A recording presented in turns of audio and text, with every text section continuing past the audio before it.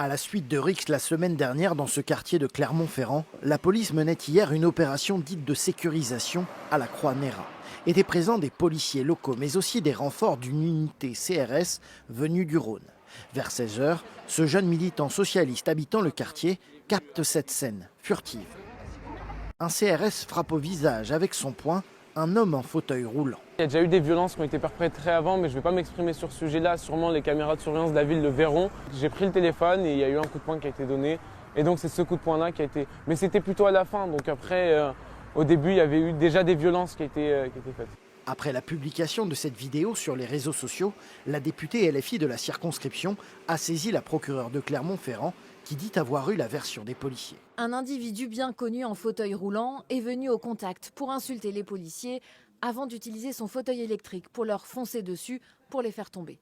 C'est dans ce contexte qu'il a fallu le neutraliser. Son état est décrit par la procureure comme instable et nécessitant une expertise avant toute réponse pénale.